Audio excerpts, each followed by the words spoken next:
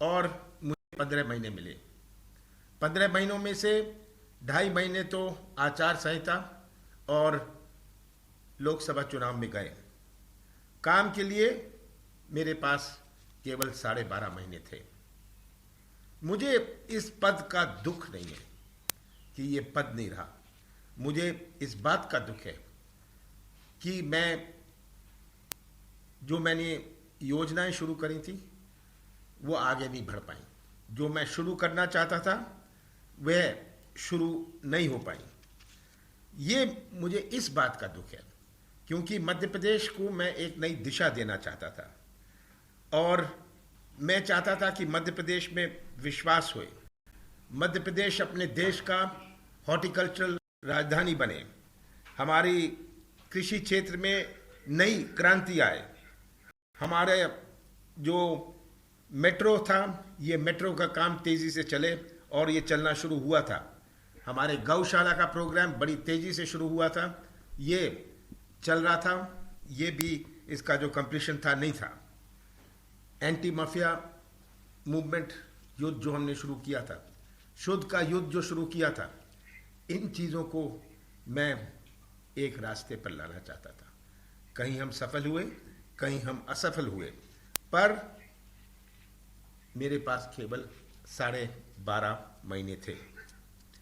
15 साल बाद मेरा प्रयास था कि टेलीविजन की सरकार से एक विजन की सरकार बने और ये मैं सिद्ध करना चाहता था कि मुंह चलाने में और प्रदेश चलाने में बहुत अंतर है।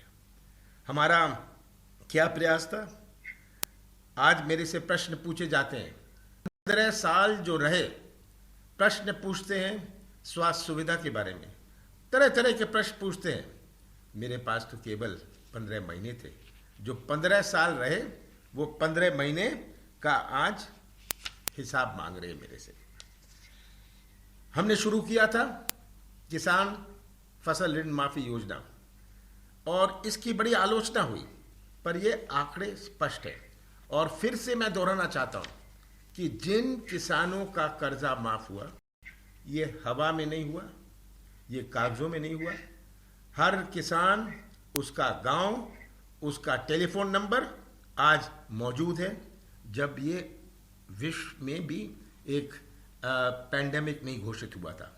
1 फरवरी को हमने गवर्नमेंट ऑफ इंडिया को रिक्वेस्ट करी थी कि virus research diagnostic laboratory of AIIMS को टेस्टिंग लेबोरेटरी बनाया जाए। 3 फरवरी को मैंने अखबारों में अपील करी थी और चीफ सेक्रेटरी को कहा था इसकी रिव्यू मीटिंग करें। हमने 4 फरवरी को कॉल सेंटर बनाया था जिसका 104 नंबर घोषित किया था। 12 फरवरी को हमने इंस्ट्रक्शन इशू करे थे कि आइडेंटिफाइंग, टेस्टिंग एंड सर्वेलेंस के। 23 फरवरी को हमने सब एपिडेमोलॉजिस्ट को इंस्ट्रक्ट किया था कि अपने ज़िलों में वो टूर करना शुरू करें। 25 फरवरी को हमने इसमें और कार्रवाई बढ़ाई थी और हमने कहा था कि जो भी पैसेंजर्स आए हैं विदेशों से उनको क्वारंटीन में रखा जाएगा। 6 मार्च को आईफा जो होने वाला था, हमें तो पता नहीं था, किसी को नहीं पता था इतना गंभीर हो जाएगा। हमने आगे का सोचते हुए आईफा को कैंसिल किया। 7 मार्च को हमने सब सिविल सर्जन्स को एम्पावर किया कि वो डिस्ट्रिक्ट लेवल में जो एमपी पब्लिक हेल्थ एक्ट है उसके अंतर्गत उसको पावर दी जा रही है। 11 मार्च को हमने और लैब्स को आइडेंटिफाई किया जो कोरोना टेस्ट कर सकते हैं। गवर्नमेंट हॉस्पिटल कौन से कर सकते हैं, मैंने खुद मीटिंग करी 5 और 13 मार्च को। और भारतीय जनता पार्टी तो पार्लियामेंट चला रही थी 23 मार्च तक, गवर्नमेंट गिराने का प्रयास कर रही थी, मजाक उड़ा रही थी। ये भारतीय जनता पार्टी कर रही थी। और आज शिवराज जी चिल्ला चिल्ला के कहते हैं कि हमने क्या किया। कितनी बड़ी चुनौती इस कोविड से हुई है, कितनी बड़ी चुनौती इस कोविड से हुई है। आज हमारे अर्थव्यवस्था प्रदेश की चौपट है, देश की तो चौपट है। मैं देश की बात नहीं करना चाहता हूँ। हमारी आर्थिक गतिविधि कितनी घटी है।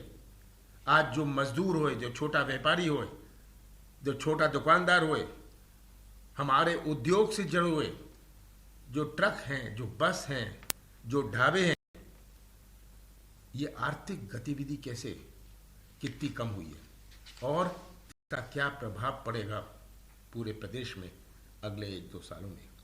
हमारे कितने लाखों करोड़ों हमारे नौजवान जो आज बेरोजगार घूम रहे हैं।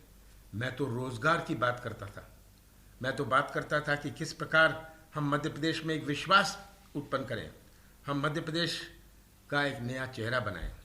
आज ये अर्थव्यवस्था और आर्थिक गतिविधि जो चौपट हुई है, यह बहुत बड़ी चुनौती है। जो सैलरी, जो वेजेस हैं, जो तनख्वाह है, जो मजदूरों की तनख्वाह है, जो छोटे छोटे कर्मचारी हैं हर कंपनी में, व्यापार में, आज गवर्नमेंट इनकी तनख्वाह दी। केंद्र सरकार ने बड़ी घोषणाएं करी हैं। घोषणाएं की राजनीति बहुत आसान होती है, ये टेलीविजन की राजनीति बहुत आसान होती है। जो घोषणाएं करी हैं, इसका क्रियान्वयन, इसकी डिलीवरी कैसे होगी, ये आज चुनौती है हमारे सामने। आज हमारे जो बिजली के बिल हैं, पानी के बिल हैं, इनको हम अगले 3 महीने तक माफ करें।